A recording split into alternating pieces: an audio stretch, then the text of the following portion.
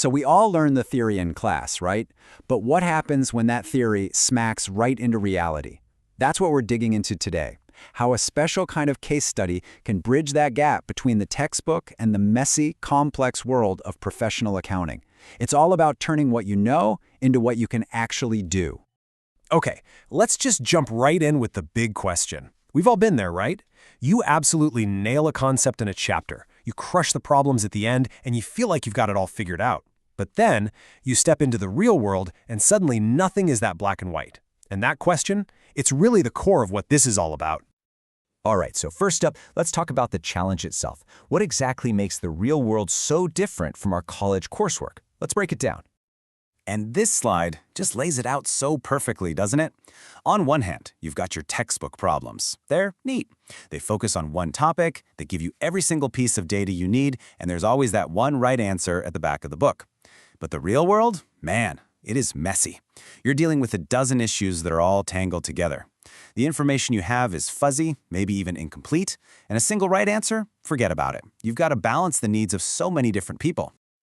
So how do we fix this disconnect? Well, that's where the integrated case study comes into play. It's a tool that's specifically designed to mimic that real-world messiness and build the bridge that every student and young professional needs. Let's see how it actually works.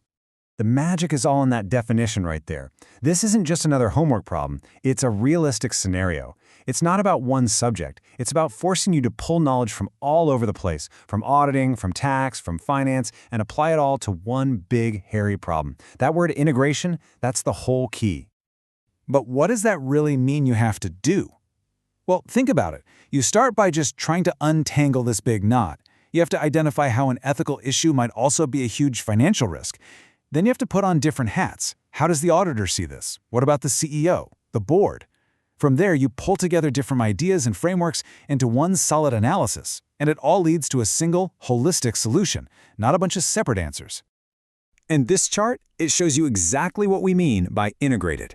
See, you're not just putting on your financial accountant hat. Nope, you've got to be the auditor, the management accountant, a legal advisor, and an ethicist, all at the same time. It's about seeing the entire puzzle, not just your one little piece.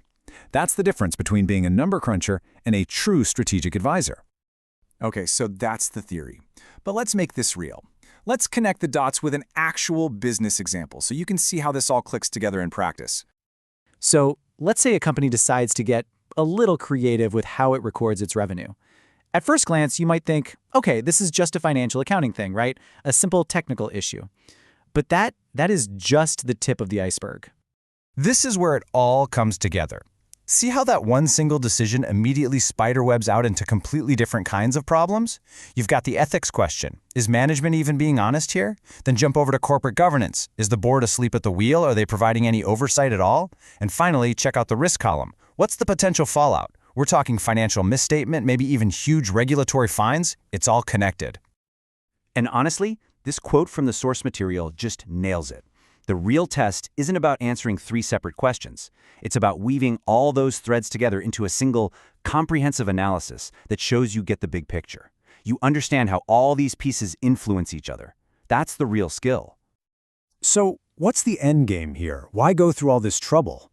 Well, it's because this is about so much more than just acing a test. This is about building the fundamental skills you're going to rely on for your entire career. And let's be super clear about this. This isn't busy work. It's training. It's training for what we call professional judgment. And that's the million-dollar skill, right? It's what you do when the textbook doesn't have the answer, when things are gray and ambiguous. Because let's face it, companies aren't looking for human calculators anymore. They're looking for strategic thinkers who can exercise this kind of judgment. In this whole process, it basically becomes your professional toolkit.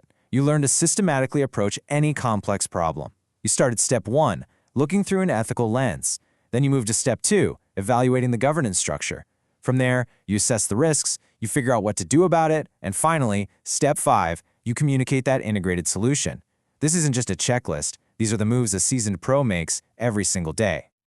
So I'm going to leave you with a question to chew on. The next time you're up against a really complex problem, whether it's in a classroom or in a boardroom, are you going to hunt for that one simple, easy answer? Are you going to step back and see the whole interconnected system for what it is? Because seeing that system, well, that's the difference between just being an accountant and becoming a truly trusted professional advisor.